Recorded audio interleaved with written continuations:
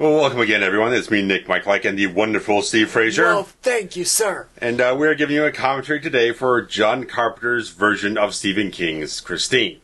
Yes. And we have a lot of things to talk about because Steve is fresh on everything right now, so he has a mountain of things to talk about. I'm fresh, baby. Fresh as it gets. So, guys, if you have your own copy of the film, go ahead and hit your timestamp over to 0 and get your subtitles turned on. We're actually watching the 4K version, so I have some fun times with that.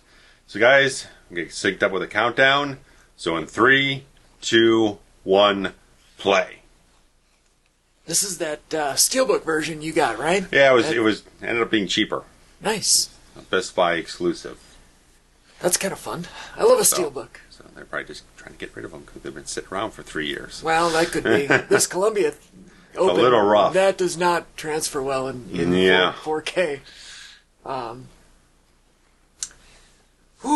Where do we begin? Okay. I don't even know where to begin. This adaptation is, from an adaptation standpoint, I was kind of mentioning to you earlier that it's both super satisfying in some ways, but also infuriating in other ways. Mm-hmm. And I don't know how to feel about this movie.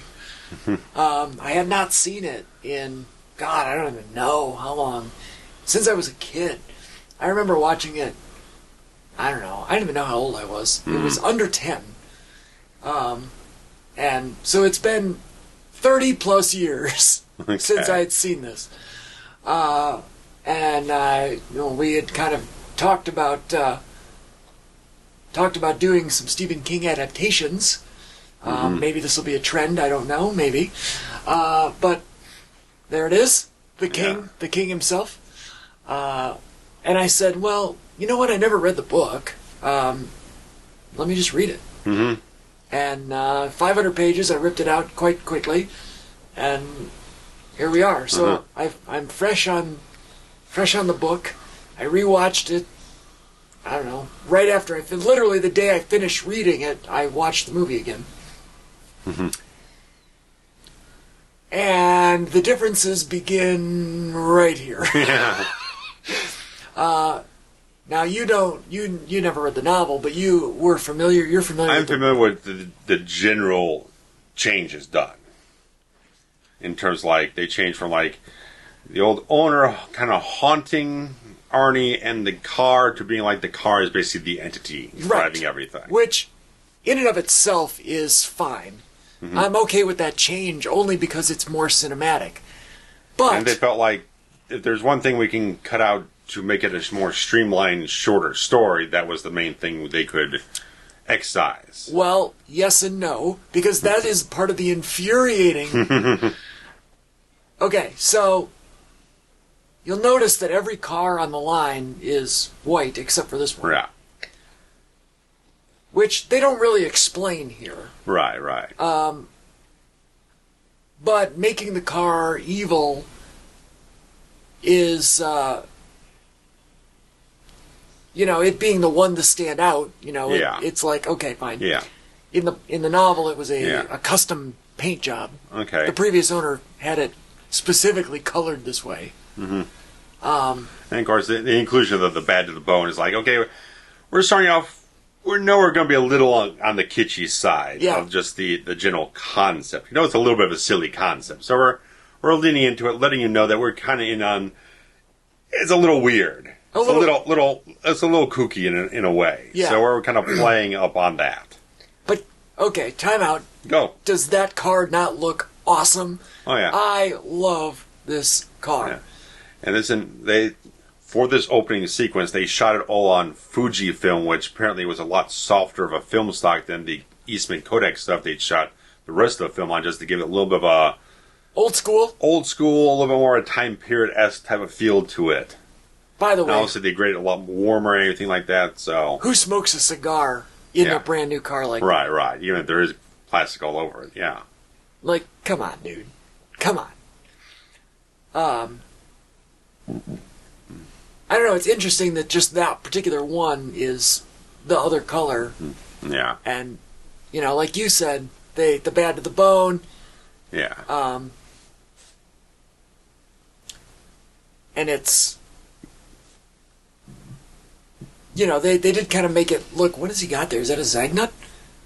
Maybe. I think it's a Zagnut. That or it's a Mounds. I can't. It might be a Mounds. One of the two. Give me another look at this candy bar. Anyway,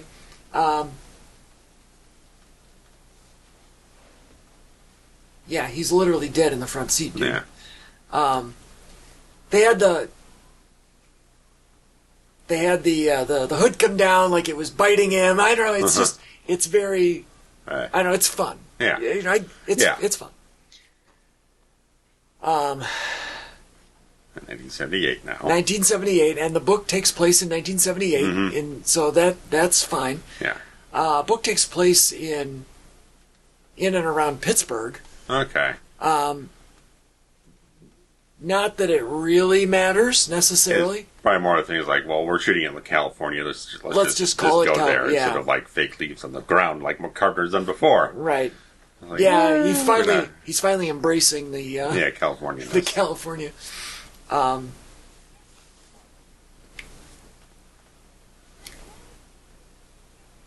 they? I feel like they're trying to set her up as really just being a not nice lady. You know what I mean?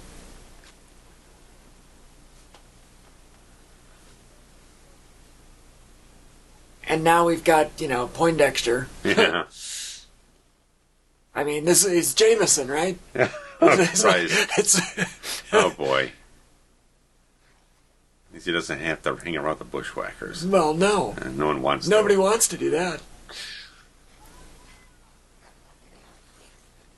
This lady's been in other stuff, yeah? She really fits in that sort of like Dee Wallace early Right. 80s mom. Yeah. Yeah. Yeah, Dee Wallace, who was in Cujo, right? Cujo and Yeah. lots of other things, but King related, yes. Yeah.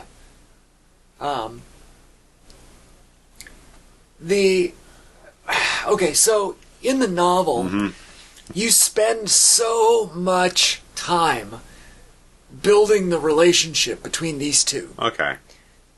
Like, so much time. The novel is told from Yeah. the jock's point of view. John Stockwell's character. What the hell is his name?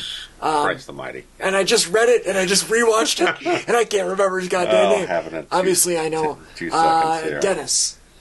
Yes. And so it's almost like his memoir. Yeah, that makes sense. Is kind of how it's written. Okay. And, you know, he talks about, you know, Arnie being like the loser and, you know, really having no friends and how he was the, you know, their only, he was it. They were basically brothers. They grew up together. I mean, childhood memories, all of this. Okay. I mean, it feels very King. Oh, yeah. The flesh that depth out from childhood onwards. I mean, it's so granular. Stephen King is the greatest writer of characters that has ever put pen to paper. And so a lot of the things in this movie, they've kind of taken pieces of here, there, and yon, and grouped them together. Yeah. You know, to be that is young Kelly Preston, I believe. Yeah? Okay. Future wife to John Travolta. If I'm not mistaken. Well, the interesting thing, they were filming this right as the book gets released. Okay, the book is at the top of the charts while they're actually shooting the whole film. It is super interesting. The book comes out in April of 1982. 83? 82. And the movie comes out in December. Like 83. Okay, 83. So then it was 83. They literally were filming it as the novel was coming out. Yeah, so there's not a lot of time to kind of like reflect on it. It's like you just have to look at it, see what works, and kind of move on with it. So it's like not like a Pet Sematary where it was around for like 6 or 7 years. You can kind of like, well, King wrote that both ways, but still. Or Misery or any of the... something that sat around for a couple years, you can get a feel for. It's like, reflect on it, look back on it. You've looked at it a couple times. It's like the producer's like he was involved with Salem's Lot. It's like I like what we did there. He passed on Cujo, but then he kind of picked up this manuscript from King as he was working on it, so that everything was moving kind of at the same time on both fronts. King was just about finished with writing the thing and publishing it. Then they're getting into writing the script almost at the same time. Right. It's interesting that didn't work for The Running Man. Available in our commentary, in our archives. That sat around for 5 years, and they butchered it. Right. This is not a butcher job. No. This is very true in some ways. Not just concept. The dialogue, we'll get to that, but... Sure. But some of the things that they chose to, group together and make, its own, turn multiple things into one thing. Sure. For the sake of adaptation. Condensing elements. Right. Are baffling to me. Okay. Including, it's a stupid little thing, but they talked about Dennis already having a knee injury. Okay. Which, in the movie, or in the novel... There's probably a whole sequence. They show it here. He gets injured in the football game. Okay, yeah. There's no sense in having a previous injury. He just gets injured in the football. Right. It doesn't make any sense to me why they would try to back channel that. What about Kip Winger here? All of these people are 30 years old. He ain't 78, man. He's 88. What? The sideburns are 78. The rest of the hair is 88. Look at that guy on the right. Jesus. Whoa. Right. You pull a switchblade on him. No, I was looking at that. The mile-high hair over there. Oh, I know. Isn't that great? That's awesome. So this is one of those scenes that they changed the order of when it occurs in the story, and they also changed the location. But it's one of those things that they took literal dialogue from the novel, and filmed it. Okay, and I was like, you're kind of off put by, I see what, they moved this over here and they changed this around. But then they literally copied the dialogue right out of the novel. And it redeems it a little bit, You're like, oh, well, I can't fault them for that, because they're really getting the story down. Oof. This is, kind of that. And that's right out of the book too. It's this kind of, he's the only one that ever stood up for his friend, for Arnie, and all of these guys, were just bullies, and he was the most easily bullied. Yeah. It totally makes sense. Yeah. I think they came across making him look like a dork. Again, Buddy looks like he's about 28. 100%. Yeah. They're the one these dudes like Savage Streets and everything. Tell me he's not based on John Travolta in Grease. Totally. It's 100%. Yeah. Welcome Back, Kotter and everything. Yeah. Absolutely. This is even set in the auto shop. Yeah. Like Grease. Yeah. Yeah, it's right on there. He looks like John Travolta. Oh yeah. But yeah, you're right. He also definitely looks like he belongs in 1987 music video. Yeah. Miles Away. Oh, damn it! I love Miles Away.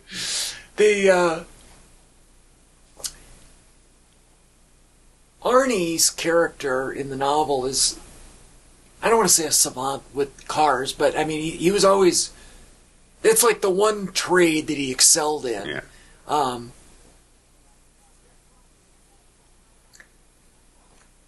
This dialogue is straight from the book. And which is always very interesting when it's like, you don't, when they see it, it's like, don't feel a compulsion to change everything just to have a stamp on it. Right. when it's good enough, it's like, well, I don't Right. have to touch that. You don't have to make everything your own. Right. Clearly, the source material was good enough to warrant the movie. Right. So,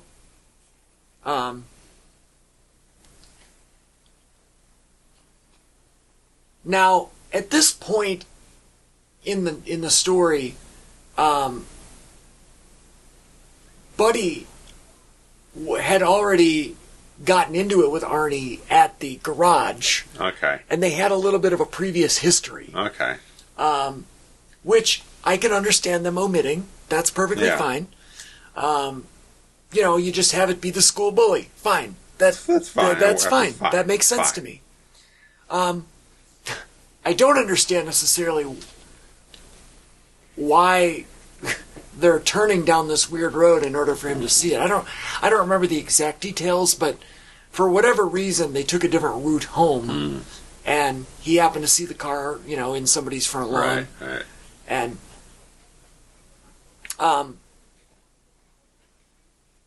but yeah, the idea that they were driving home and he sees the car is, that's the idea. Yeah. And it is basically love at first sight. Mm-hmm. And I'm going to pull up, when I was reading the book, the very first day, in the very first page of the novel, struck me. Okay. And I literally took a photo of a quote on the first page of the novel that just told me, reminded me of why he's my favorite author of all time. And while we're watching, I'm going to see if I can pull it up here. Okay. I was on the airplane when I took this picture, so it's we'll see exactly if I can find it. But Arnie loves, falls in love immediately. It's a beat up old piece of shit. Yeah. So that's there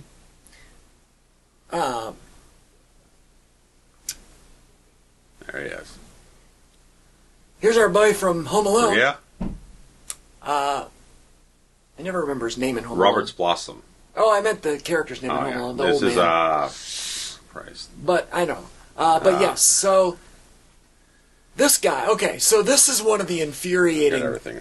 Here. This is an infuriating scene for me.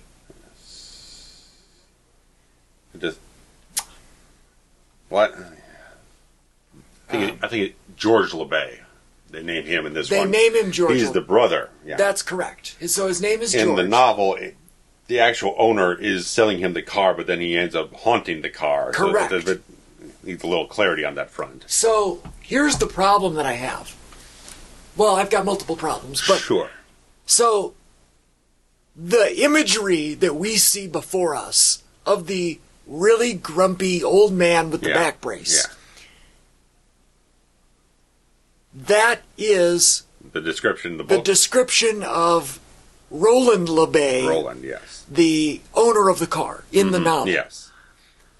The brother doesn't make an appearance, George, doesn't make an appearance until after Roland dies. Okay, so he's alive at the beginning, he dies partway through the story. Correct. Roland sells them the car. Yeah. And then, and a lot of this dialogue is very similar as well. So what they did was they took the brother character and they combined the two characters for the sake of making the story go faster. Right. Yeah. However, what they did is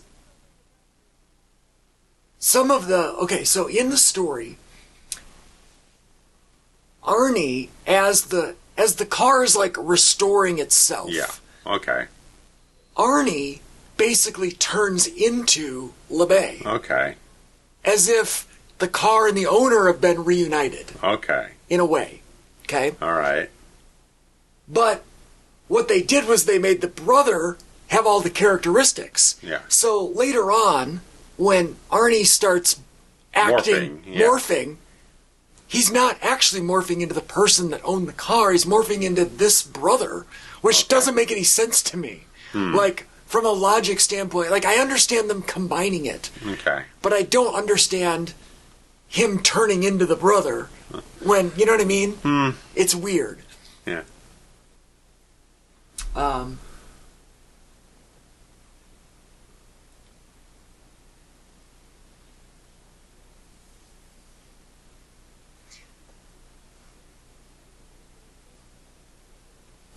So I found the quote from literally page 1 of the book. It says, "Brother, he fell, and he fell hard. It could have been funny if it hadn't been so bad, and if it hadn't gotten scary as quick as it did. It could have been funny if it hadn't been so bad. How bad was it? It was bad from the start, and it got worse in a hurry." Oh, boy. Yeah. That's from the opening paragraph of that sums it up. And it sums it up. Like, I literally put the book down on page 1, and I went, I love Stephen King, and I took a photo. Because that's how, I mean, talk about a setup. Yeah. Okay, so this is also, I mean, straight out of the book. He goes home, he has a big fight with his parents. Arnie did try to talk him out of it, or, I'm sorry, Dennis tried to talk him out of it.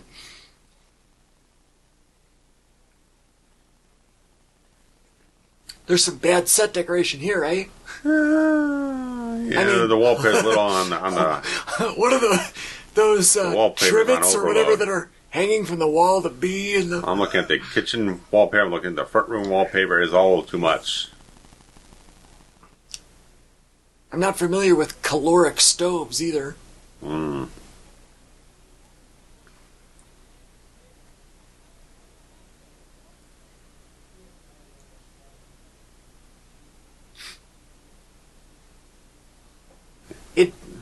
It feels kind of irrational.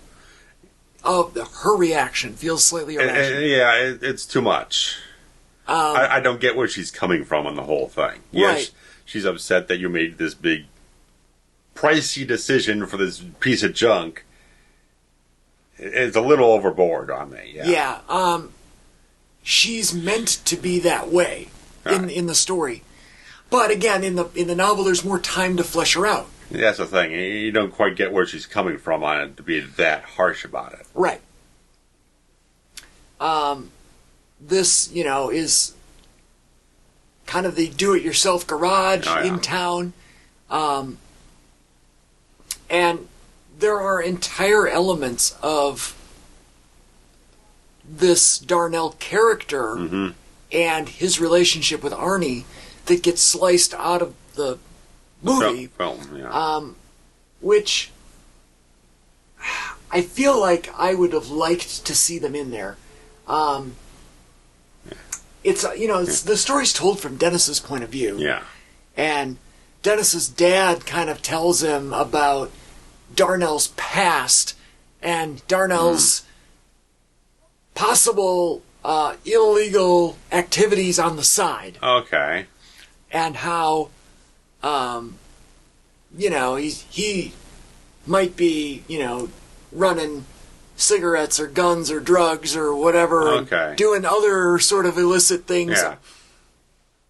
I think the casting on this guy is awesome. Robert Prosky's fabulous. But now, where else would we know him from? He was in Thief. He's in Last Action Hero. He's in a lot of different things. But I mean, he's got such a wide range, and he's so rich with what he does and everything he does. He can do so much of a range. Sure.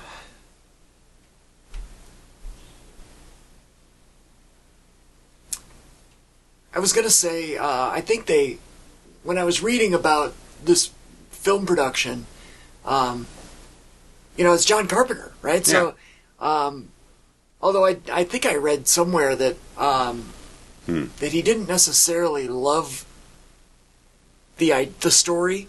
Well, with his context, he just came off from The Thing, which we think is brilliant, but at the time didn't do good box office, had a lot of negative backlash on the critical end of things. Right. he got offered Firestarter first. Okay. But it didn't work out for him. Okay. Because I think it was the same screenwriter, so him and Carpenter didn't work out on that project, but then they got kind of cycled over into this. But yeah, I don't think it was like a Carpenter passion project, like he needs something to do. Right, it was a job. And at the time, King seems like a good bet to kind of stake your claim on, to maybe get an upswing on your career. But the film only made it cost about $10 million, only made about 20. This one? So it really didn't quite, it didn't crack him out of that either. And it's also, you released it in December. That's a weird choice to make. Yeah. Now The Thing was December also, right? No, that was a June release. Oh, okay. Of the same year, or was it the year prior? 1982 was okay, so it was a year and a half before this one. Yeah. Okay. Some of this dialogue here, again, right out of the novel. Oh. And you're like, man, that's so great. It's like, we're releasing this in December. It doesn't feel like a December movie you'd put this out at times. So maybe that's also a factor of why it probably didn't perform so well. Right. It's a prestige. There's a scene in It's an Oscar prestige era of the year. Yeah. And some other family film stuff. And it doesn't quite feel like it. If you did put this out in June, I think that would play better. It might have been better, yeah, as a summer popcorn flick. Yeah, something. Now, there's a scene in the novel while Arnie is, signing for the car. Okay. That Dennis, gets in the car and kind of has a flash. Some kind of sensation of some kind. Right. Of, the car. Something's not right here. Right. Yeah, he definitely senses that there's something nefarious at play. Yeah, okay. And he kind of just chalks it up as a I don't know, he doesn't necessarily dismiss it, but he's well, all right, we'll just. But everyone agrees that Arnie is now overreacting and is now solely focused on the car. Yeah. Everything else the obsession started in. Yes, the obsession is 100%. They got another piece of word for him. I know that look. The waiting by the front door. Oh, you don't want that look, man.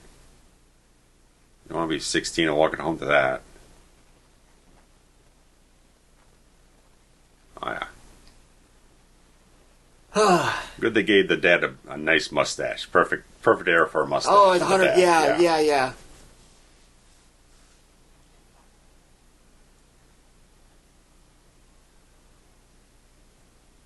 This is a cover of something. Yeah. And I don't necessarily know what that was supposed to be. What that felt unnecessary to me. Yeah.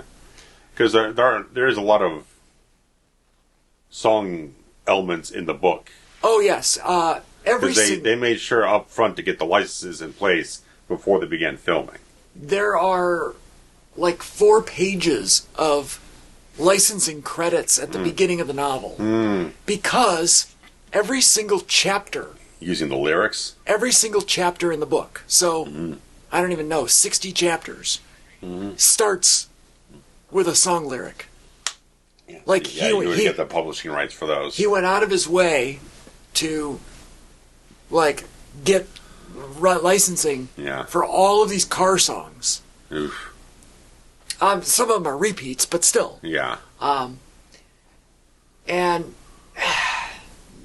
you have a lot more time in a novel. The novel's 500 pages. Yeah. You have a lot more time to explain the slow burn of, Arnie spends all of his time at the garage, but nobody really knows what he's doing. Nobody can...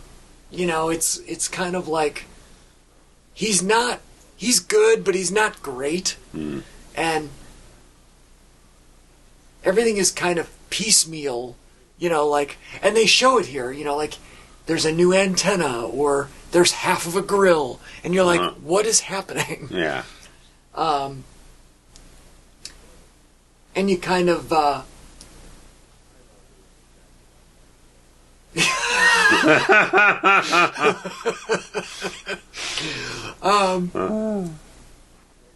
So, because let me pause that. Because Sure. we had to scrap the idea of him being an illegal businessman on the Sure. side, we just made offering Arnie some cash for cleaning up the place. Okay. In the Instead novel, of running some stuff he becomes a mule almost Okay. for him. Which if you're going to take that away, then this is a fine, Yeah. It builds trust between these two. Right. But it does change the complexion of the Prosky character. Both characters, really. Yeah. This changed it to make him look more endearing. The other one makes it look a little bit more Mobster. duplicitous Yeah. and deceptive. Yeah. So here you can see there's half of the grill is good and half is bad. That's straight out of the book. Because everyone in the book's like, who puts in half? How do you even get half a grill? Right. And then the other thing is that the radio pretty much will only tune to the oldie station. Yeah. Which is kind of cool, and it's always playing oldies music. Right. And, as if the car is like stuck in... almost serenading him. Right, Yeah. and stuck in that 1950s. 57, yeah. yeah. Which, again, if you're going to cut some stuff out, that's cool. At least they left kind of the essence of the car being alive and having a mind. Personality, yeah. Right. And this is also a big part of the book as well, that, everyone's like trying to get with a hot new girl. Oh, yeah. And she ultimately falls for the nerd with the car. Yeah. But not because of the car. She's always afraid of the car. Yeah. And they did a good job of that here as well.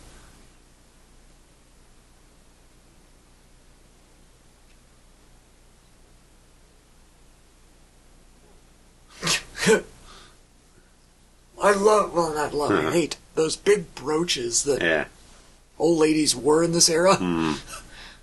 Like, I think it's even got some kind of picture on it. Look at it around her neck. It's friggin' huge. Yeah. Is this supposed to be like study hall? Is that what the idea is here? I don't know. Because I guess so. it's not just the library, right? Because there's a teacher. Unless she's just the librarian and she wants everybody to be quiet. But I don't know. That was a weird shot, right? Almost for no reason, because he's just grabbing a random book. Well, he's kind of playing coy to a certain degree. I just thought it was an interesting shot, camera shot. Yeah. As Alexandra Paul, a future Baywatch alumnus. She would get rid of all the hair by then. I am pretty sure that I have never seen one episode of Baywatch. But do you know who did the theme song? Well, of course I do. The biggest star in the history of Germany, right? No. Jimmy Jameson did the theme song. Jimmy Jameson. Yeah. Oh, right. Uh-huh. Fabulous. I'm sorry, I was confused for a moment. I love Jimmy Jameson. Hasselhoff would have done it if they asked him.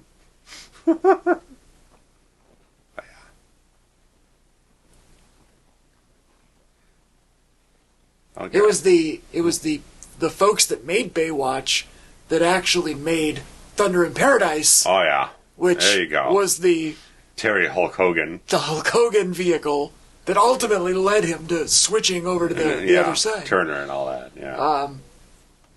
So it's funny because it, in a weird way, without Baywatch, Hogan there would be no NWO without Baywatch. Talk about how weird life is. What, you paying what, $2? Come on. Well, it's 82. That's equivalent of 5 now. Oh well.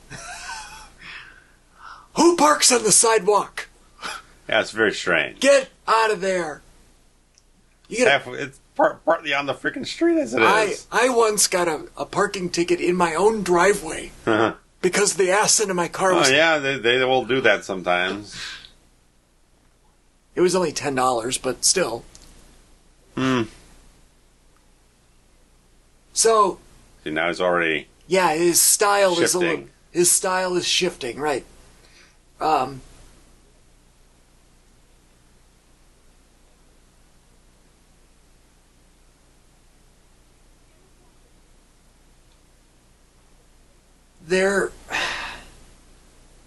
I really wish that they had... More with the mother? No, I was going to say more with the original owner, the LeBay character. Yeah. And, maybe it just came down to, like, a production budget thing, where... Well, again, with just the screenwriter saying, it's a 500-page thing, I can't... You can spend, like, 20 hours with a novel, you need 2 hours for a film, so you have to find some way to cut down the story, so it felt like that was a big part of the story that they could just trim out and refashion the idea.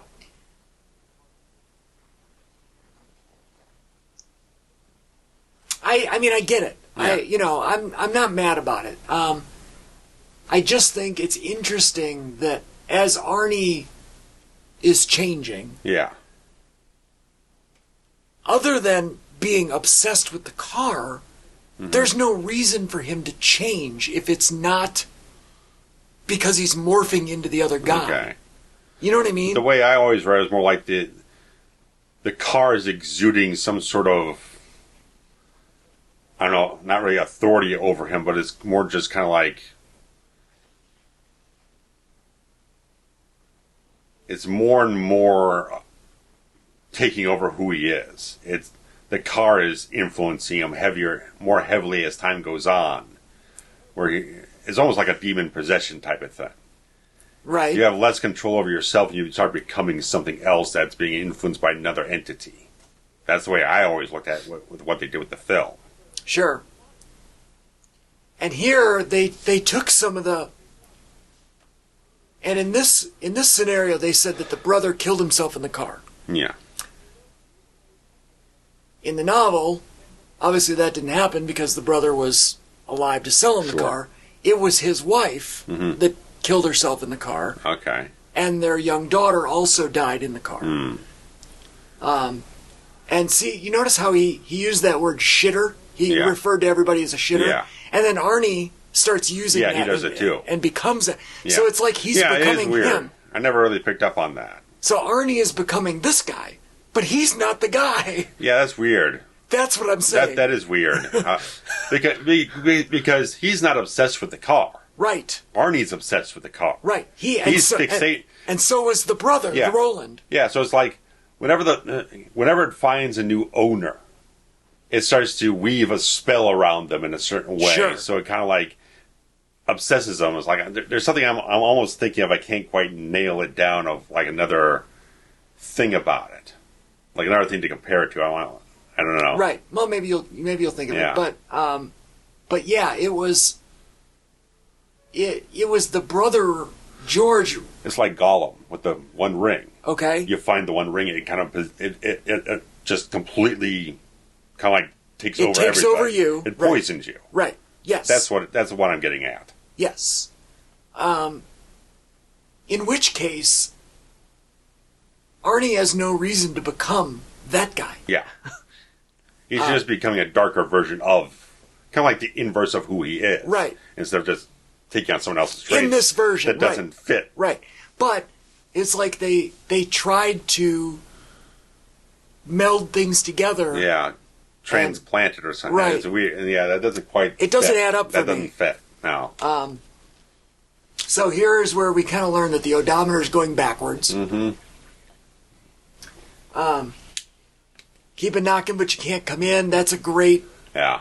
That's a great thing. Now I guess in this version, Dennis is officially aware that something is wrong. Very strange about this something whole is wrong with the car. Here's a great shot of... Notice the even just in that scene, the crack on the windshield was smaller. Okay. And the grill was pronounced. The good part of it was they had the light shining on the good part of it to kind of emphasize that. Yeah. And, you know, they did kind of, in this, you know, combine some things, but they get the gist here of the football game, and Arnie bringing the girl to the, you know, as a date to the football game. In the novel, it wasn't the same game that he got injured, but who cares? Right. That's neither here nor there.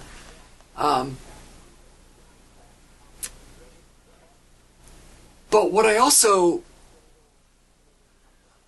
Another thing that I don't love here is that they just showed that scene, right, where the car was... Yeah. Now it's... And now it's almost pristine. Yeah. Pristine Christine. That was a Kiss song, right?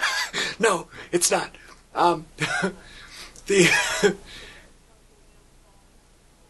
Cunningham is great.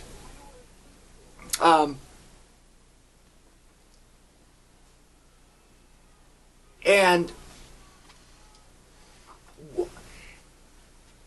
in the novel, you get to spend a little time of people questioning his rehab of the car. Yeah. And A, his ability, and B... resources, all that right, stuff. all of it, right. Even though he's got the parts there, it's like he's got to clean the thing up. He's got probably the new windshield, the new paint. Right. And just in that, from one scene to the next, it's now... Like, in the movie, nobody's even questioned it. Yeah. You know what I mean? Yeah. Like, there's been... part of the gang, Stu Charno, he was the Ted in Friday 2. The practical Joker. Oh, yeah. He's part of the gang. I just saw him at a convention, actually. He's the one that wore the mask. Yeah, the weird... jumped out of the campfire. Ended up with the spear, yeah. So, they have been flashing some dates. This was in, like, October or something. Probably November. November. Now, in the novel, he's, like, both legs are broken. It's like a severe injury. Yeah, okay. To the point where he's in the hospital for, like, a month. Yeah. And we'll have to check the dates. I think it's roughly about the same time. They just don't kind of linger on that kind of passage of time. Sure. And it's November 5th here. Okay, so he's in the hospital for like 2 months in the novel, which I don't think it goes that quite that far in the film. I don't know, but because they don't get into like winter scenes it's California, wouldn't matter anyway. Right. So I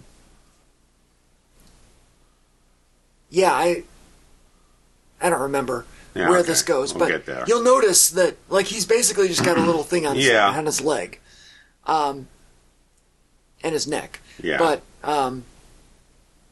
it's not quite as severe as you're describing it from the novel. Well, in the novel, him being in the hospital is a great way for him not to be able to intervene with what Arnie is doing. Yeah.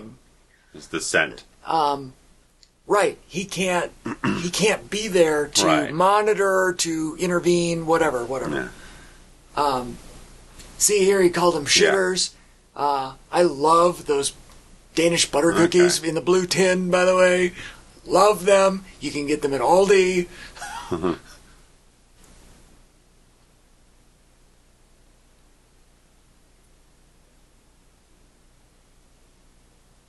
What is it with the hospitals and those little pitchers of water? Like, they haven't changed in 40 years.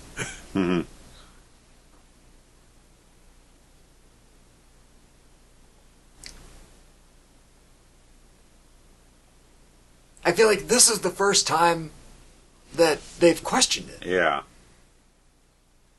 Plus also the fact that before then he even taken the thing out. No one's really, aside from him, he's the only one who went in to see it. No one else has actually seen the car, and the entire time it's been in the garage. Well, the one gang member did say that he knows where he keeps it. Yeah.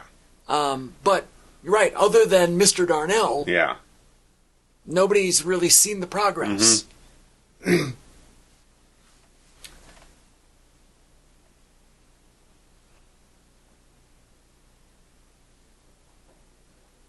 And they're... Oh, hold on.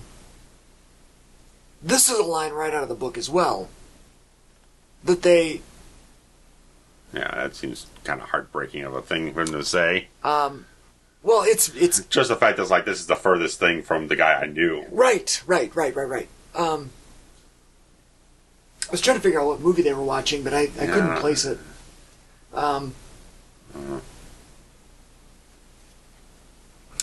This is another one where multiple scenes were in the book were combined into one. Totally fine. I totally get it. There's... I don't know how it comes across to you, but there is kind of a...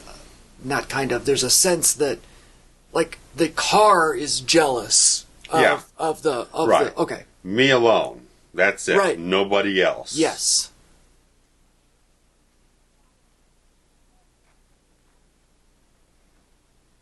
The car the entity of the car is as obsessive as Arnie is about the car. Yeah. And they will equally fight against each other, fight against anything to maintain that.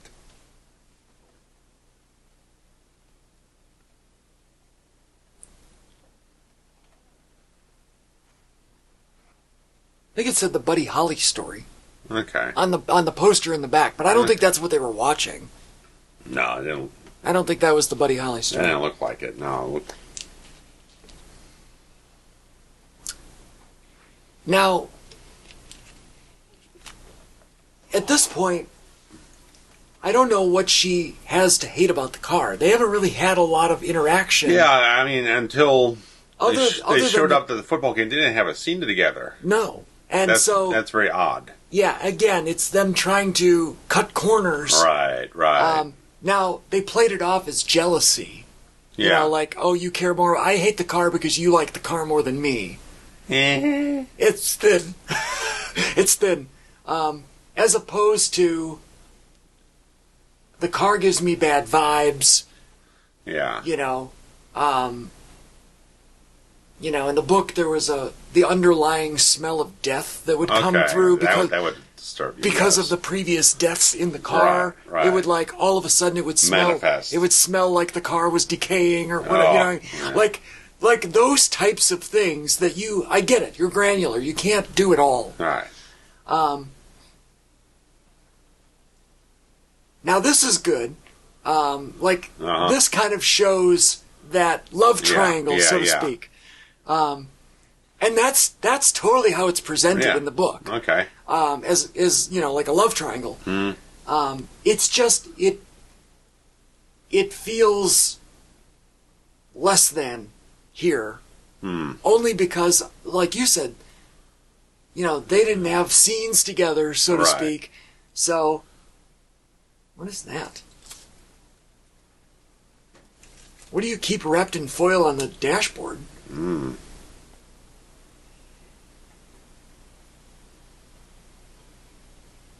Oh, you know what it is? It's her cheeseburger or whatever that she's gonna choke on.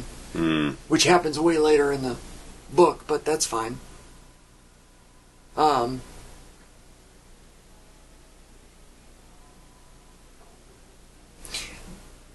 There's a fun parallel because in the novel, the previous owner's daughter died choking on a hamburger in the car. Oh boy, yeah. So it's a parallel thing that that the car is trying to kill her. Yeah. And which I think they did a good job of being evident. Yes. Especially with the lights and the the radio and the whatever, the locking, the whatever. Like this car is clearly got a mind of its own. Totally fine.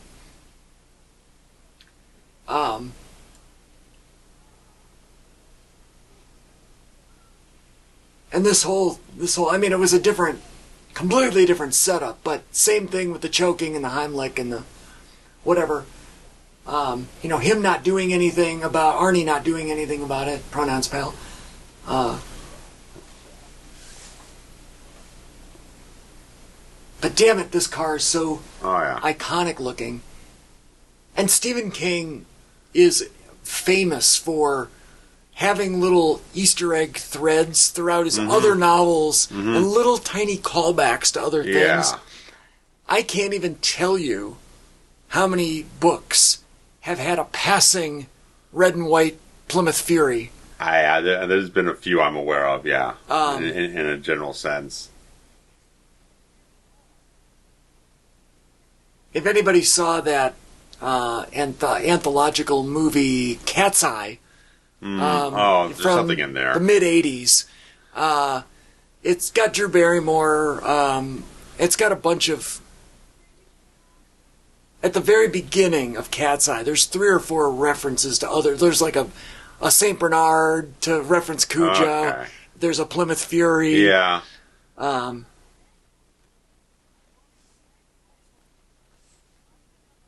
This all is like right out of the book, and it's awesome. Very possessive. It is, and that that part of it is great, and I think that as the filmmakers, the writers, whoever, did a great job of transitioning Arnie from like total nerd to, I mean, a decent looking cool guy. You know? Yeah. He's a really damn good actor too. He plays. I mean, he's intimidating there.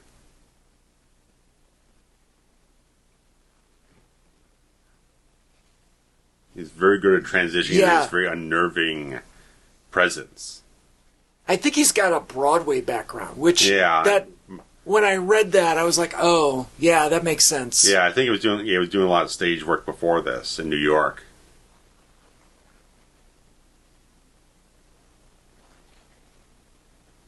Even drenched in water, she's still beautiful. Oh, yeah.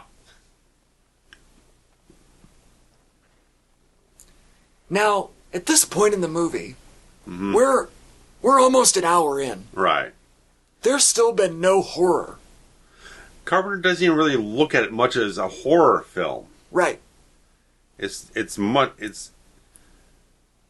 you can say it's more psychological in a certain way. Yeah, it's more that bent, like a thriller, right? Or whatever. I mean, not all horror has to be gory stuff, but it's just more underlying sensibilities, like just certain things are not right, and you're having a little unsettling sensibility about what's going on. Now, it's not until the car starts mowing down the gang members does it really amp up into that field. Right. Which is all precipitated by them trashing the car. Yeah. And that's all straight out of the book. And I think that's what's coming up here. I think that's coming up here in a minute or two. Yeah. Right, because he parks the little chubby guy said he knows where he keeps it. Yeah. And I want to say that they're all waiting. Yeah. In wait here for. Yeah. They're lurking about.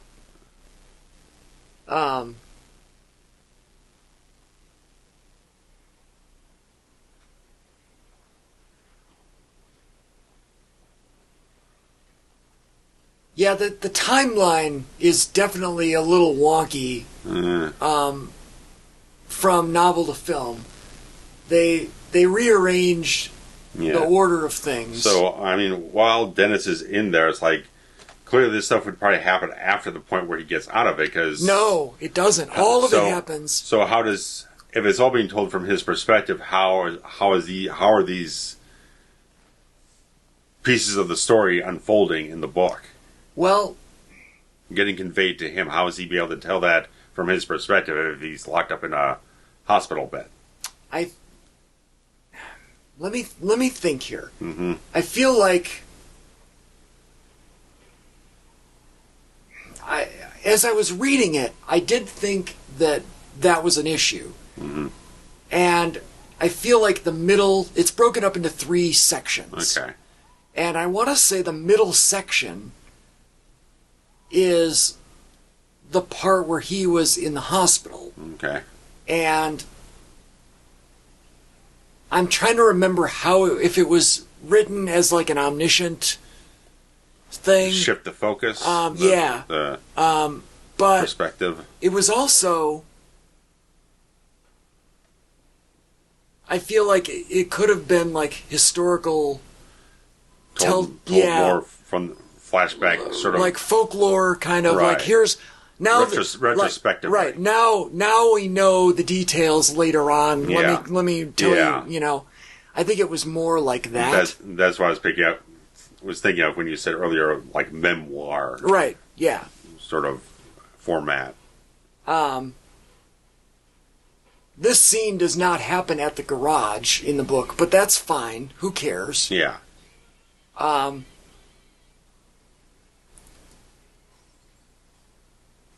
they really, I mean, they go to town on this car. Yeah. Can you imagine? I was thinking of that when John Travolta was up on the roof. Yeah. Like, that's a one-shot deal. I mean, they got quite a few of these on the film, but they wrecked all but 2 of them. I don't know how many they had altogether, but it was in like the 20s or 30s, I probably. think. Probably. Yeah. And with apparently, with all the stunts they had to do, and now not all of them were even Plymouth Furies. They probably did body work on them. They were like they had to get 57 like other models, other Plymouths, different chassis, and put stuff on top of it. Yeah, they had to like kind of fake it a little bit for some of them. Yeah, you know, all the close-ups. No, and I think it said somewhere that they only made like 6,000 of these cars to begin with, like in general. Yeah. So to find enough of them that were still in workable condition, right? Now, clearly, some of them weren't, like the you know, the one in the yard when he first buys it, whatever. But it's the whole thing. They're commenting on like the choice of the car that King settled on because it was one of those that really never got the sort of attention or the kind of recognition that all the other ones had at the time. Right, because like the '57 Chevy Bel Air is the most famous car of all time. All that stuff. Yeah. And it's kind of nice. Plymouth Fury, kind of. Well, Fury is a great. Kind of informs a little bit of the mentality. Great hair on her. Yeah, I like the early '80s ladies' hairs, man. She looks back on it and thought the hair looked really dated and all that type of stuff. Didn't care for it in retrospect, but. It looks hot. It works for me, man. Even Arnie's hair has, you know, transitioned to more of a 50s pompadour. Yeah. Than when he started. Yeah.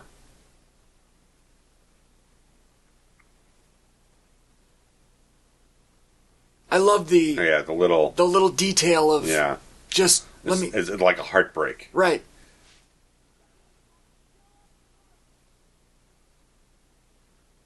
This is the hell of a scene too. This dad is not at all how I pictured him in the novel. The mom is spot on. Okay. But the dad doesn't look anything like I pictured him. Okay. Which, I mean, he looks like an 80s dad. Oh, yeah, totally. That's fine. Yeah. I just, you know, it's one of those things where you the mentality is a little shaped a little different. You create an image and then you see this. And had I remembered the movie, I probably would have just read the novel with this guy's face, but that's not how it works. Right.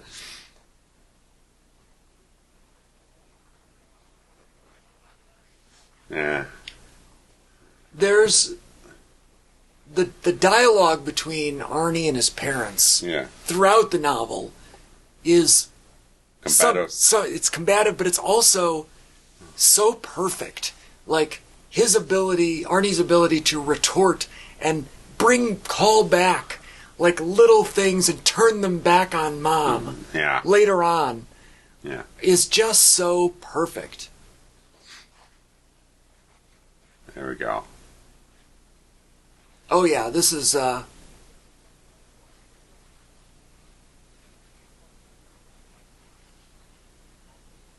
who calls their dad a motherfucker? And then does this. And then smiles. Oh, the tap on the cheek is hot. Yeah, he's so good, man. Oh, yeah. That, oh.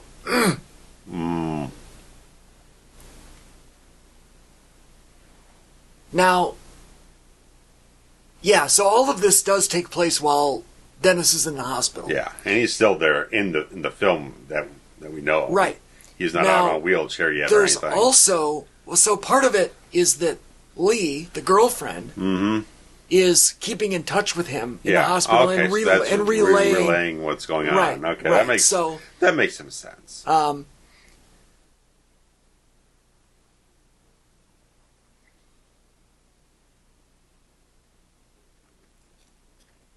There it is again. Yeah, and it plays such a big part in the novel, but it really doesn't hold water in the movie version. Right. If you're not going to have Roland, or even George, like whatever, combine the two so Yeah. that you don't have to have one tell the story of the other. right. There you go. Look at that. I mean, just like that. Yeah. That was what we needed more of before. Yeah. Set that up better.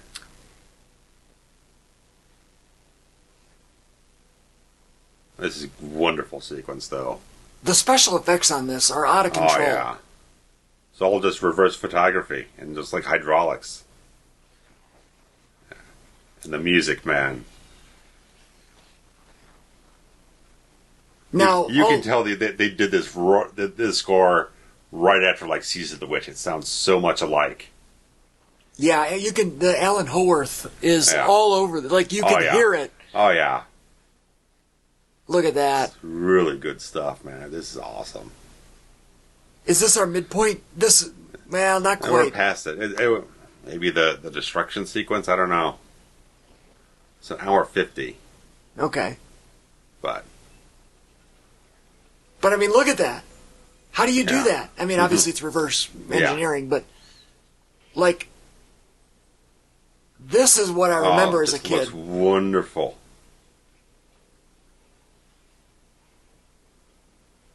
Oh. It's perfect. So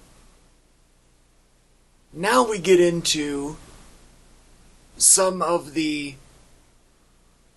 retaliation scenes. Yes. Okay. So we start with old Moochie here, who in the novel was hitchhiking back from it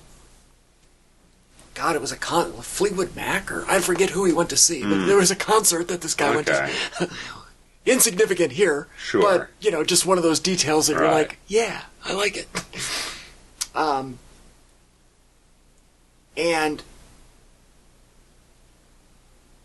so here's where I feel like they also kind of missed the boat a little bit, in that every time that Christine was out getting revenge, Arnie had an ironclad alibi. Okay. He was out of town. Yeah, okay. He was doing this. He was whatever. So it was physically impossible for Arnie to have been driving the car, and there was never any telltale damage on the car, which they've explained already here, so that's fine. But they did not do a good job of making it... Well, again, if you're not going to have the car either be possessed by LeBay, then you can get away with just saying, okay, fine, it's acting on its own. Because that's fine. Because their thing was, because obviously you'll notice all the windows are all blacked out. Right. Obviously, that's one to hide the stunt performer because it's not. Car can't drive. But the main is they want it to be ambiguous. Right. They don't want you to like, yes, it is, or yes, it isn't him. So. The headlights are. But I even from the first time I watched it, I really just thought it was just Christine acting on her own. On her own, okay. That was always my thing, because they never really alluded to anything else, in my view. Right. And I guess that's good. Right. So as we get later on, the thing's flaming and everything. It makes it less. We'll get into that in a minute, but there's more fascinating things regarding that. But I mean, tell me this doesn't sound like Halloween 3. Oh yeah, totally. But it's still a fantastic score.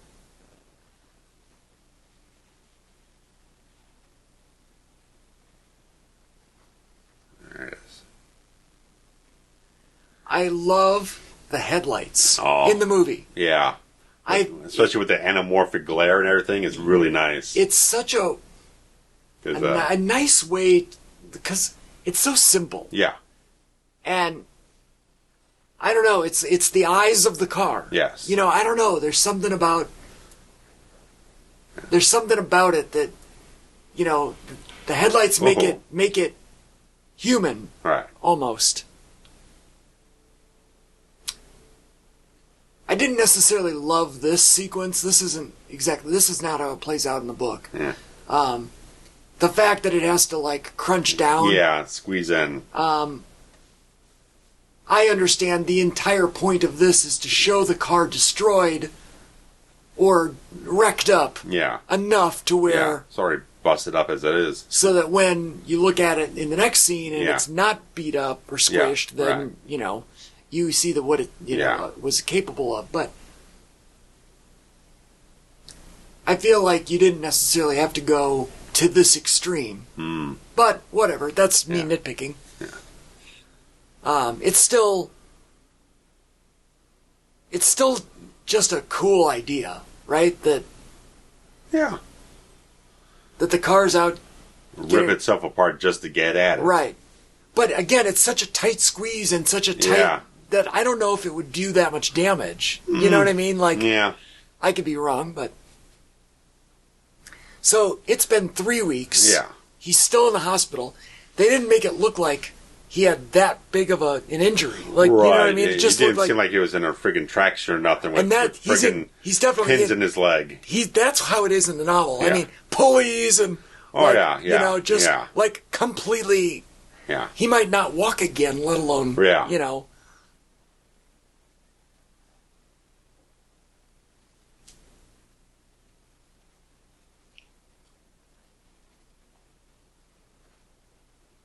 And this is a scene, this is Thanksgiving Day in the novel. I don't know if they portray it as Thanksgiving Day here, but...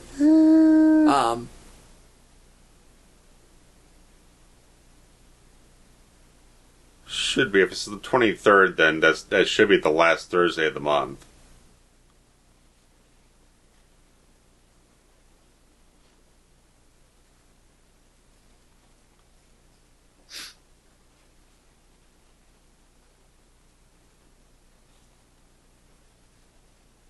Very blue eyes on him. I didn't really notice before. Hmm.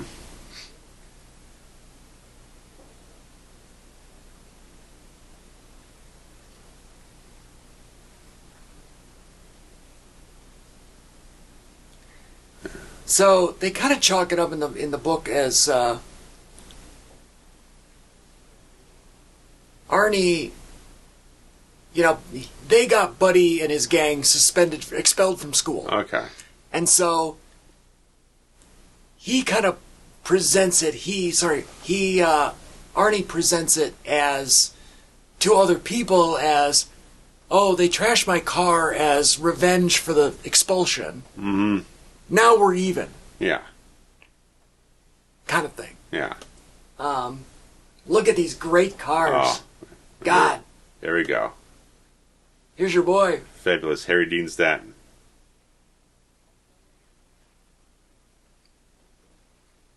Oh, Harry's so good, man.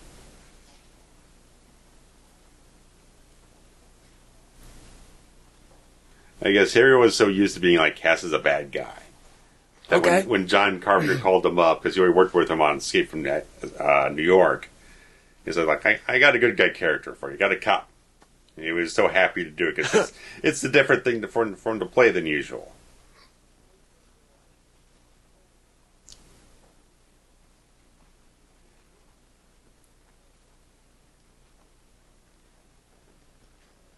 And these two have a great relationship in the novel. In that it's like this, only it's amplified. Where Junkins is always questioning, and Arnie always just has a little bit of a sly workaround. The perfect retort, Mm-hmm. And I don't know. I really liked the dynamic that these two. It was cat and mouse almost. Sure. Junkins knew that this guy and this car had to be involved. Yeah. They had to. Yeah. But he couldn't put his finger on it. He couldn't prove it. Yeah. But he knew it. Yeah. That's great. That's a great thing to play. Yeah. And obviously with, hundreds of pages, you can really get into the depth of it. Sure.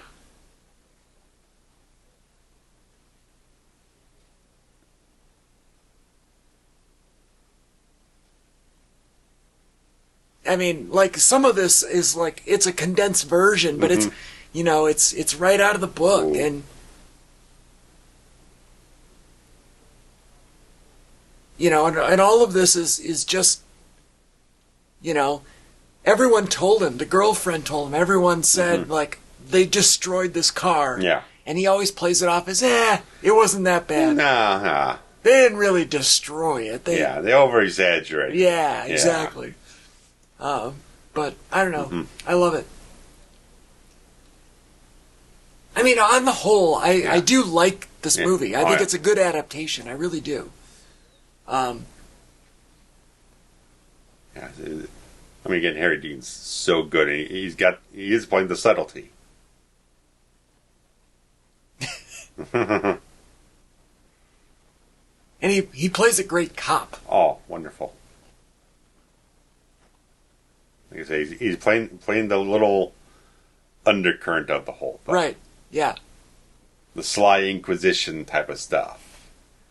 He's going out in a kind of subtle, soft fashion there. But he's still kind of poking up here and there. He's trying to trying to provoke a little something here and there, not push it over the edge.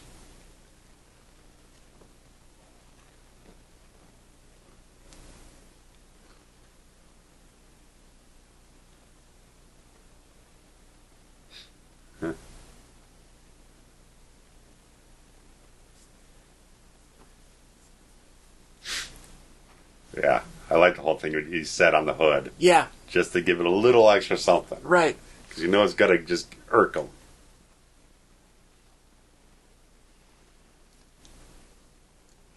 It always kind of bothered me that people would call and, like, she's got a phone in her room and she answered the phone. I don't know. Johnny Depp's parents answered the phone in Nightmare 1 and basically hung up. Yeah. And they said, no, you're not going to talk to my dad. I don't know how many kids just had, teenagers had the phone in their room. Right. That's more of a 90s thing to me. I feel like that too, yeah. Clearly not, though, because in the they were in the 80s when they made this and they did it, so. Sure.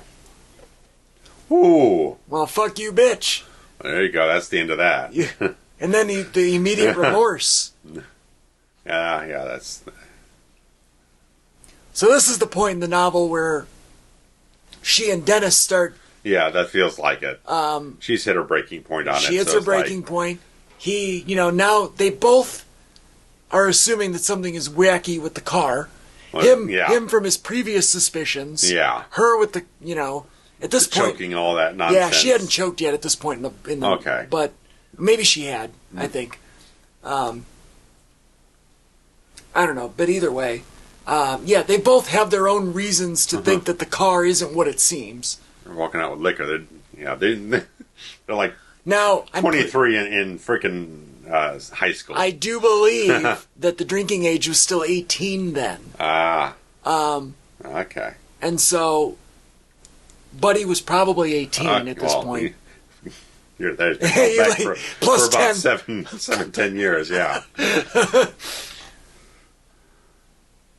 That's a Camaro. Oh, that's a slick piece. Slick piece of automobile. The Oaks Plaza.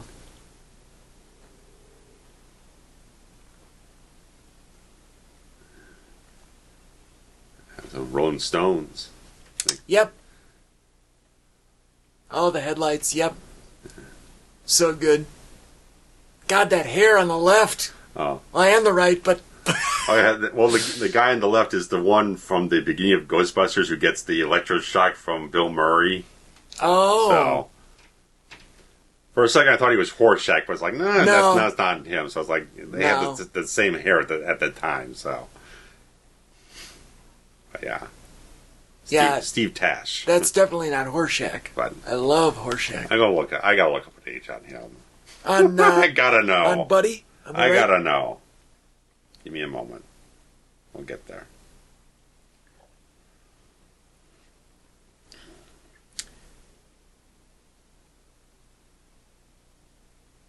William Ostrander. Born in 1959, so he was about, 24?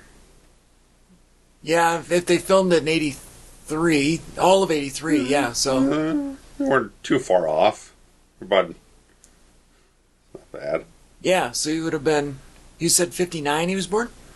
September of 59, so when they filmed this... 23 and a half. 23 and a half. He looks 33 and a half. Yeah, sure. Especially with all that muscular definition on everything.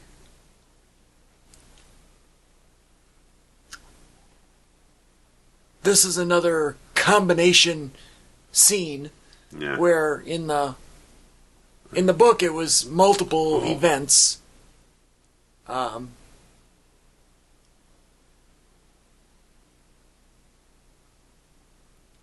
That's a great sequence there too. Dragging the car Dragging it off, yeah. Dragging the oil can. Oh, yeah. They got headlight hanging out like a dead eyeball.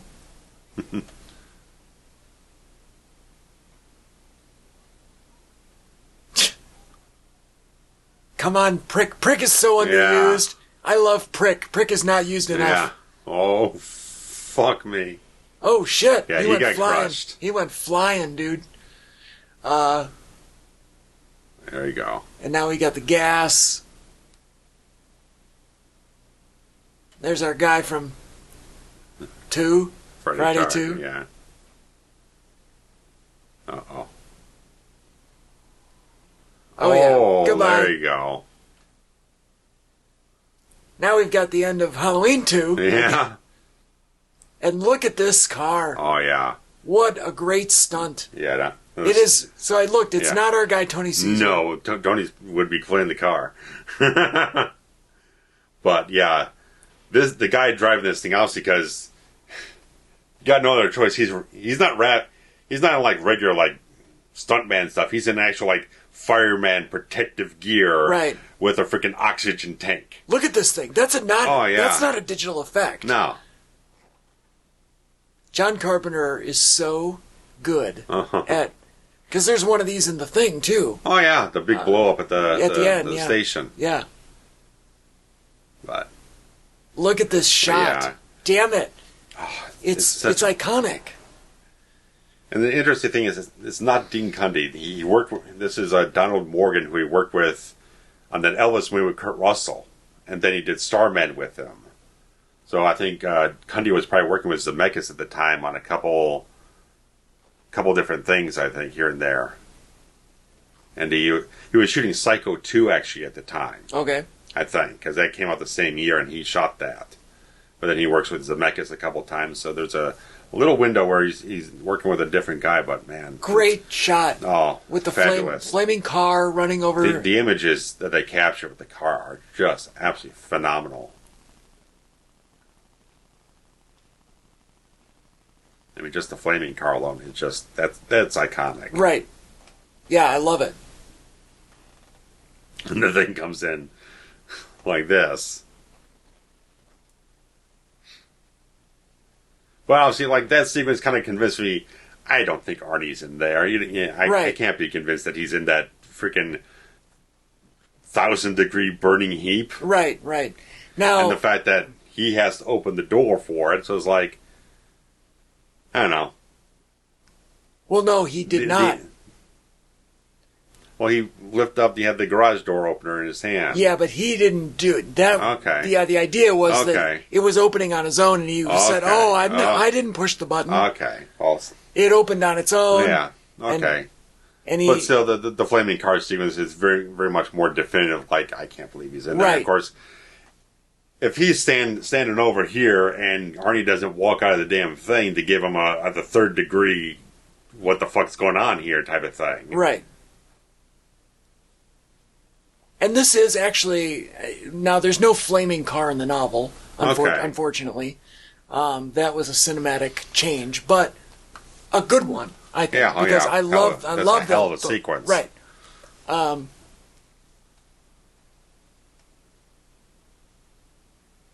So here, he just called and confirmed the alibi. Well, yeah, because he goes over there and gets inside the car. Right. So Arnie's not driving this thing at all. He confirms the alibi right there, that Arnie's not in there. Yeah. So the next someone stole it. The next logical explanation is that somebody took it, right? And now it's almost like a protector. Yeah. You know? It's like, what the fuck, pal? This kid's been doing me favors around here. Right, exactly.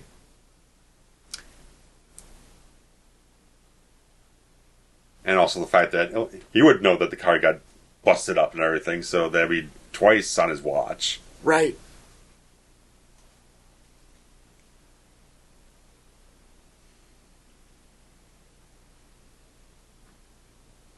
And there is a great scene in the book where he's staying late, he's falling asleep with a drink at his desk. Sure.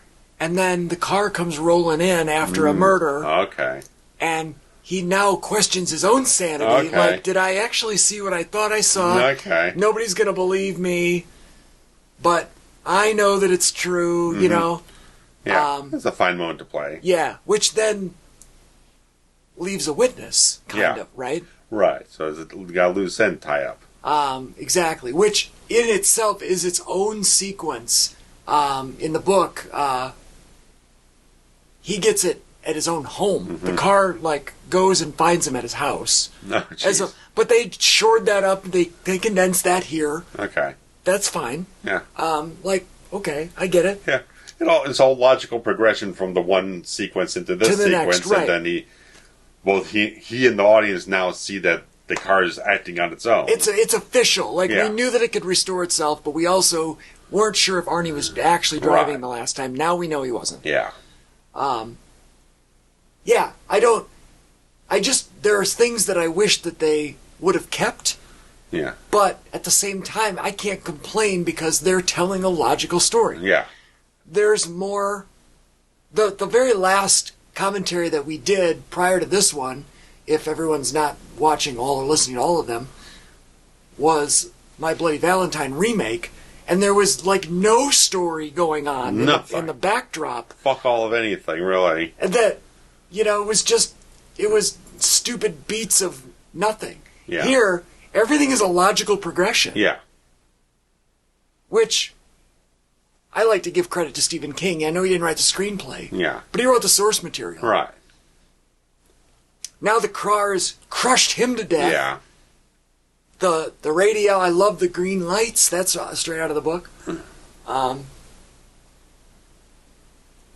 Do-it-yourself garage.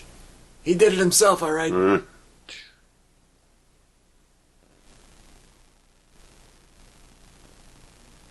Now, it doesn't make a lot of sense in the movie here why Arnie would have been out driving Darnell's car. Mm-hmm. That, they wrote in a couple of lines with the criminal element thing removed. What's he doing just driving around in his car for no reason? Exactly. And now there's an entire sequence, a huge chunk of the novel where Arnie actually gets arrested. He gets caught in this criminal investigation. Okay. And all of the stuff that goes with that. Okay. And is actually able to ultimately get out of it because Darnell is killed by the car later on in the story. So one criminal act absolves the other? Right. So it's awesome. Now, they are doing a remake of this. Yes, I was wondering we were going to bring that up. And look at the cars in pristine shape. Damn it, it's so good. And of course, Arnie's like, what are you talking about? What's the matter? Yeah. There's nothing wrong with me. But yeah, so they're doing a remake. It's being helmed by Brian Fuller, who was showrunner on Hannibal and a couple other things here and there. So I know he's a really good talent. He can do some good stuff, and he says he wants to be much closer to the novel, but they're still setting it like 78. Good. Because that's when the novel's set. Right. So there's... Now, that would make sense if it's going to be a Plymouth Fury from the 50s, that they make it whatever. Right. So what I'm hoping for in that is that we get a little bit of the LeBay character in that, there's this whole thing of like, Arnie had alibis. Arnie was out doing other things. Yeah. So it was like the ghost of LeBay was driving the car almost. And there are scenes where Arnie like morphs into LeBay. Quick question. Yes. It's 78. They didn't have Touchstone in 78, did they? Because half the phones in the film are that one's Touchstone. The one she had in her room is a Touchstone phone. They had them in 82, so. But the film was set in 78. Yeah, I don't know. So that might have been a bit of a production gaffe. Maybe. I'm not sure.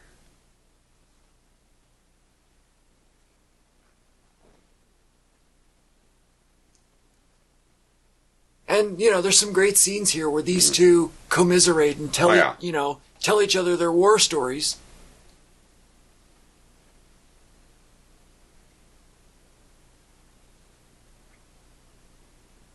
Are you looking up the Touchstones? Yeah. Touchstone phones came out. I can't memorize it. That's all right. I just don't know how common they were. I think they were around. I just don't know. Google trying to sell me 1992. Well, obviously, that's fucking false goods there. Clearly, they were around in 82 because they're in this movie. Or 83.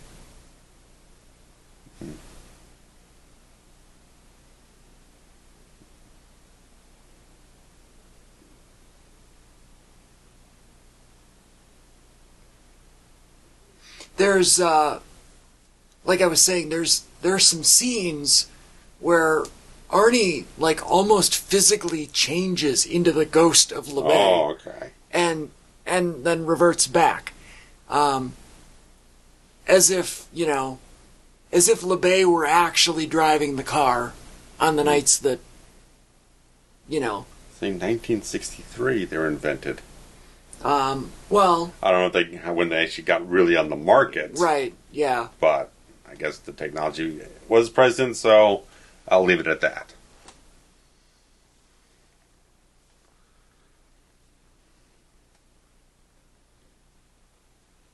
There we go again.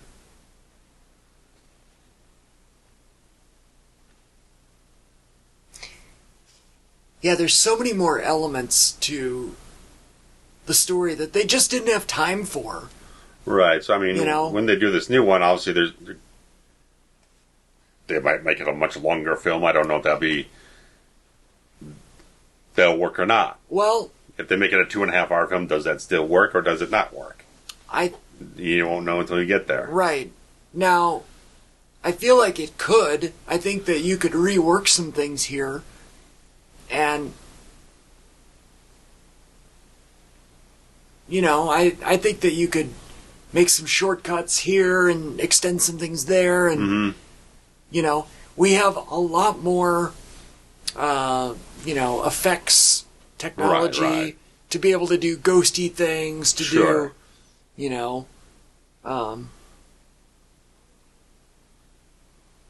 yeah, I mean, 20 to 30 minutes extra. Possibly. That might be it. Just how you pace it out, really. Right. But again, I'm not criticizing the efforts here. I think it's. I'm just saying it. On the new one, if they're incorporating more elements from the book, right, you have to expand the length of the film. So right. Sometimes that works. Sometimes it does not work.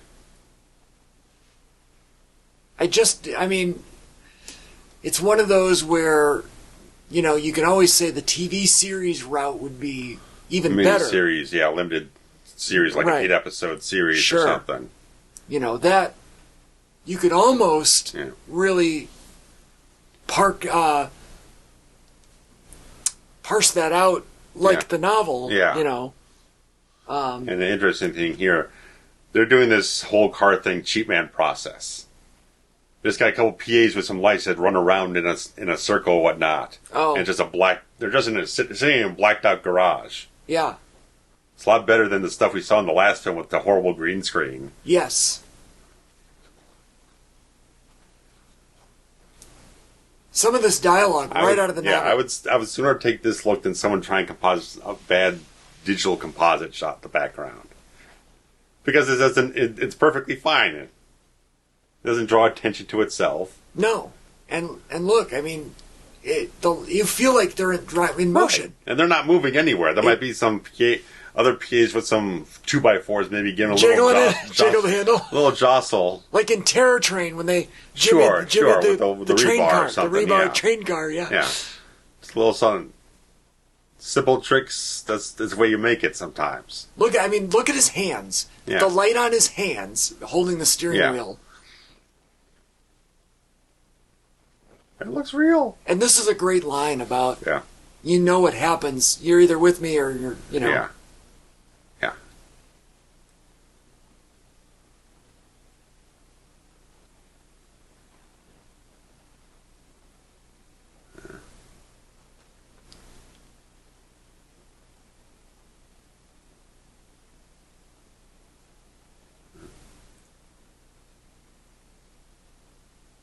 God, he's so good, isn't he? I was just going to say the exact same thing, man. He's got all these nuanced elements of just like the psychosis of the character. Then you got the little thing. I don't know. Look at the eyes. Yeah, how he can just pitch him out. Bug him, yeah. Pitch him out, and how the lighting is shifting back and forth. It's like.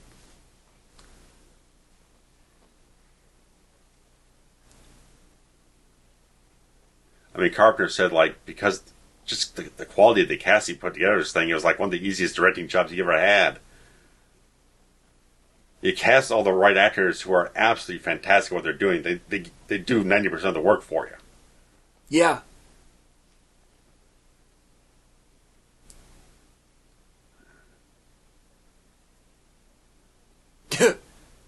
And he went on to be a director himself. He was really kind of like learning from Carpenter how to do all the stuff behind the scenes. That makes sense. 100 miles an hour. Yeah. This is in the novel as well. And the New Year's Eve car ride.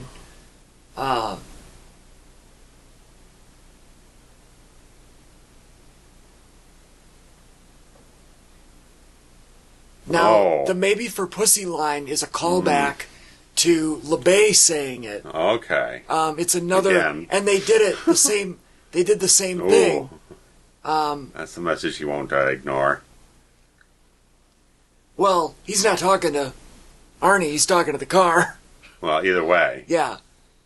Yeah. If you go back to the original car buying scene, the old man Marley, is that right? I think it was. I think, says the line about pussy. Okay. And again, it's another. Yeah. Of why would he be turning into him? Yeah, that doesn't make any sense. Yeah, you're completely on the money with all that. It's like.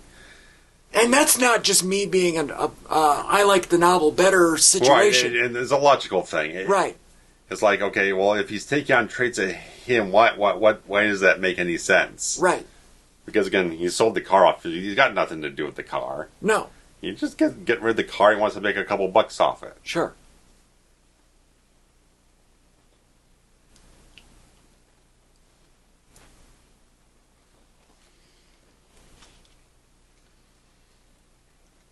There's a much more elaborate plan in the novel for this, but it totally makes sense. They cut it down.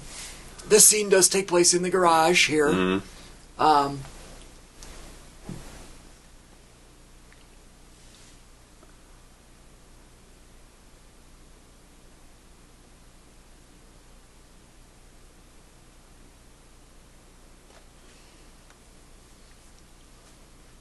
But, I think here they go and they get like a bobcat or something, a payloader or something. Yeah, it's like a bulldozer type of thing or whatever it is. Caterpillar, yeah. Yeah. Which is not how it plays out in the movie or in the novel, but that's totally fine. This is perfectly acceptable. Well, what is the novel version? So they actually go through, and they're plotting and planning for weeks to try to figure out how to destroy the car. They can't figure it out. They're throwing out ideas like dynamite or whatever will, but they can't come up with a solution. Sure. So he actually goes and rents or pays some nefarious guy, and he gets a very large vehicle that turns out to be a sewer septic cleaning vehicle, like a giant shit truck. Okay. And it's bright pink, I think, and they're driving around in that, and this actually makes more sense. This is probably on the property. It's whatever, and so he's got this giant ass sewer septic cleaning truck that he's driving around. The whole thing with the clutch is now they have a scene where, now keep in mind it's set in Pittsburgh, so there's snow and ice and everything, right? Okay. And there's a scene where he, in an attempt maybe to get in the garage, I don't remember where it falls, but he falls and re-injures his leg. Oh, yeah. And so he has a hard time physically pushing the clutch down on the big vehicle. Yeah. Which hinders his ability to drive it in this car crash scene. Right. He's able to do it, but there's complications. Right, yeah. Along the way, you're doubting if he's able to continue. Yeah. At one point, she has to try to, push her leg down, and, they co-drive the car. Yeah. It's a much more elaborate scene than what plays out here. But, again, totally serviceable here. Yeah. Very, very funny background thing on this. She has an identical twin sister. And so they played a prank on John Carpenter where they brought the sister in. Oh, that's fun. Done her up the same way, the same makeup, the same clothes, anything like that. Start rolling films like, something not right here. This is a Body Snatchers movie. It's like, what's going on here? Then Alexandra walks in and kind of just pranks him and everything. So that's awesome. That's nice.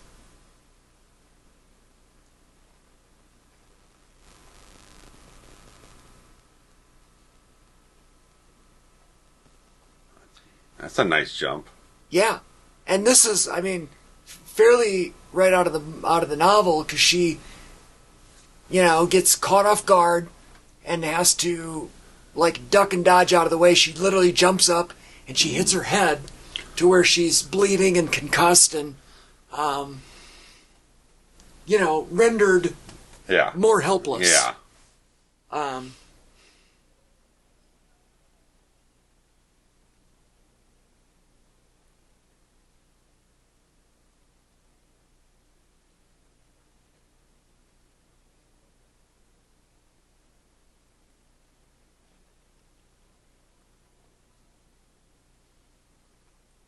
Nice. Well, I just missed the shot, but now that the whole front end of the Christine is now chipped, it looks like the teeth? Yeah, the teeth. Yeah, it's really that's nice. Really nice. And it was almost dare I say a passing comment in the novel about how it was mangled and looked like teeth. Yeah. But they went with it and they ran with the idea. Yeah. And it's such a great. What a great image. Yeah, it just shows, she's really fucking pissed off now. Yeah. Yeah, it's a snarl. Yeah.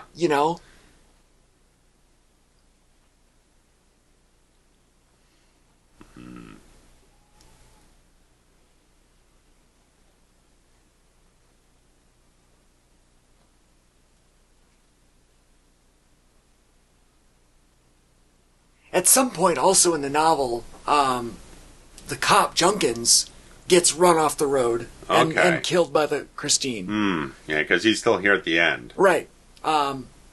Which Would have been a nice piece to kind of extend his part in the film, I think. Yeah, and I think that would have added more. It kind of added credibility to the look at this. The eyes.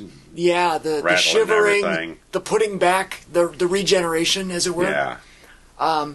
It was a nice little, Junkins was asking too many questions. Mm-hmm. It was a loose end. Yeah. Essentially. Yeah. But yeah, they would have required a little more scenes to kind of build him up a little bit more to get to that point. I think you just needed. Well, they had the two, and that I think the two I think would have been fine. It just would need a little extra escalation on top of it to make it more of a. It wasn't like threat, it wasn't a big scene. Fucking lighting there. Yeah, awesome. Holy hell! It wasn't a big dramatic. Yeah. Plot point. It was almost in passing. Yeah. Like other cops showed up and were like, Junkins was run off the road. But also that shot there shows that's the first reveal that Arnie's actually inside the car. Correct. So now we know. Yeah. Now she's back to normal. Which I don't know if I like Arnie inside the car at this point. Yeah. Although he's dumped out there.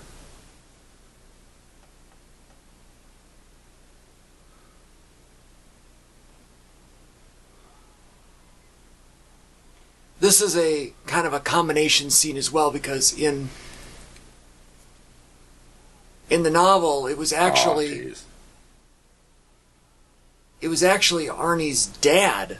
The car had killed Arnie's whole family. Okay. And so shit. That was kind of revealed, in the there's a lot of like, be safe, don't let anybody leave the house, that kind of thing, because the car could get you. Right. And then it was revealed that Arnie's dad was dead inside the car. Oh. And he's the one that was flung through the window. Okay. So they kind of combined some things there. Okay.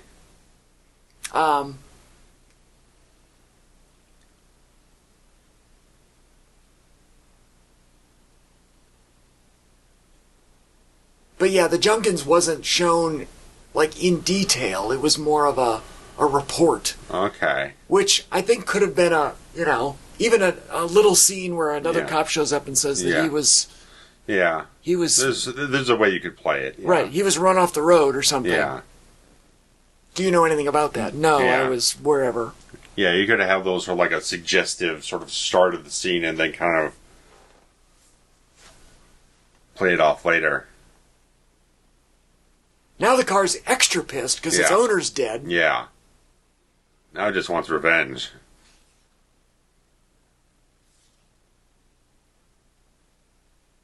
And the front end looks like new again. Yeah.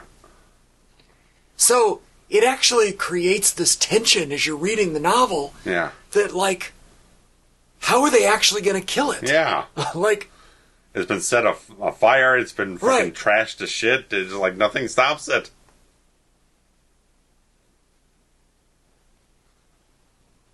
It's a nice bit. It's like it's coming after her and it's coming after it. Yeah, it's a cat and mouse. It's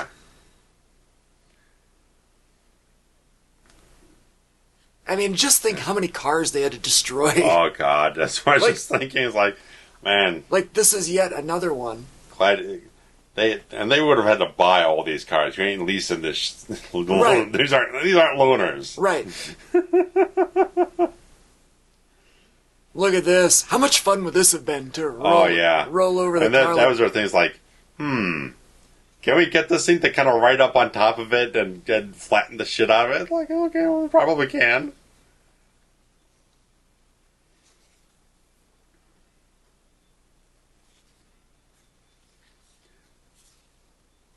And she's entirely willing to just be the bait.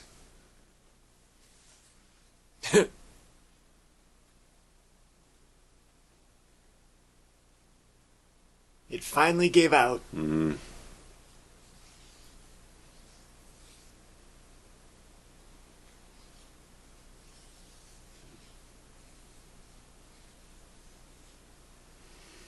And now it's back.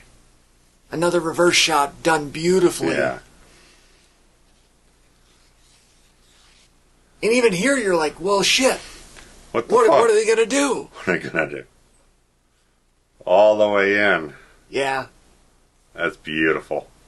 I'm sure some car collectors like fretting his ass off on the whole thing. I mean, this look sobbing at his tears. It's like a can opener. Yeah. He had to go backwards because he couldn't go. Couldn't get the traction up on top of it no more. And this is all full size. There ain't no miniatures or anything, man. No, this is actual. They're doing the deal. They're doing the job right now. That almost looks like the same shot, just from I think they definitely shot it from a few angles to kind of. Now we're getting going. Yep. And it's still trying. Yep. To where it's almost like imploding now. Yeah. It's great.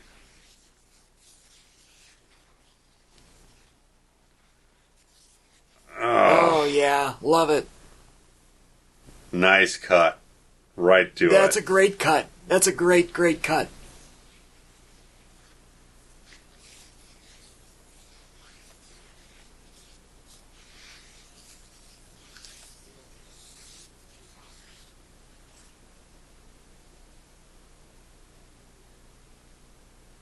Yeah, I don't know if, you kind of get the feeling that Junkins is closing the case because Arnie did it. You know what I mean? Yeah. It's kind of, Arnie's gone, the car's crushed to the shit. Right. And the little, swerve there. Yeah.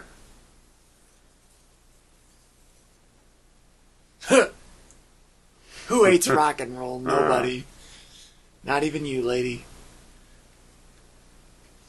And then the nice little twitch here, right? Yeah, they give a little... Evil never entirely goes away, man. Never entirely just dead. A little bit of squeaky. Yeah. Roll credits. There he is, Old Man Marley.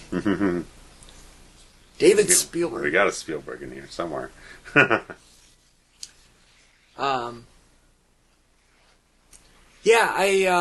I've never liked this song, by the way. Take it or leave it.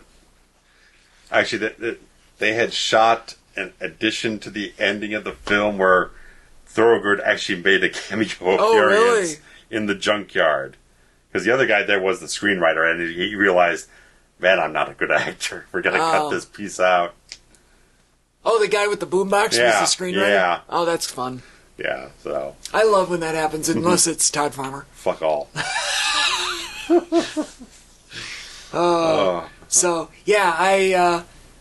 I understand why they changed stuff. I totally get it. I loved the novel. I loved the way that it was able to breathe and just play out. And I don't know, it did feel slightly long-winded, but when you're reading a King novel, it just, the characters are so rich and the story is so good that it doesn't even matter, you know? And I get it, when you're here on the screen, you know, the silver screen, like, you have to get, you know, certain... Yeah. There's timing. And, you gotta have a rhythm. And, you know, it was a little bit... Yeah, at times. Sure. But the story was good. Yeah. You know, I just... part of me just wants there to be so much more detail. Yeah. And I hope that happens when they make the new one. Yeah. But, I mean, the cast is phenomenal on this whole thing. They really did a great job with all the roles, I think. Yeah. They did not get as good of song credits here as they did in the novel. And they don't have any of the writing credits. That's weird. Just performed by the publishing. But I feel like there are no car songs. You know what I mean? Yeah. Like there's a great scene, and I don't remember exactly which Terry one it Leonard, was. the guy who was driving the car. flaming car. Dick Warlock. Yeah. Called him back up for this one.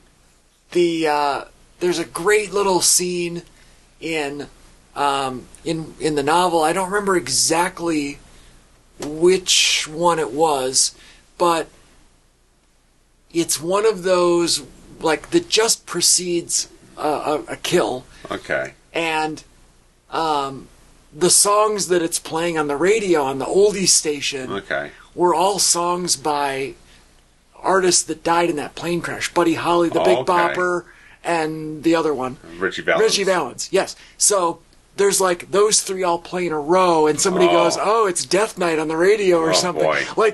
It's little stuff like that. You know, it's foreshadowing. A little morbid. Yeah, it's awesome. Stephen King is the best. Oh, God damn it! So I love this story. I think they did a great job. I mean, as much as I can nitpick it, but it's great. Yeah, it's great. So I'm hoping we can continue this Stephen King tradition. Yeah. But, not that I'm going to necessarily reread every book, but when I can. But I mean, on the level of John Carpenter, I still think it was continuing a hot streak for him. I think it's still a really well put together piece that does show off the quality of what he always puts forth. I think it really did a good job. Yeah, he was directing the whole thing and giving a vision overall. I think he was great. Did a wonderful job. Love it. He had a great time doing it. Underrated in his catalog. Oh yeah. Yeah, unsung. Yeah. So guys, thanks for joining us, and we'll be back in due time with some other great stuff. See you later. Bye bye.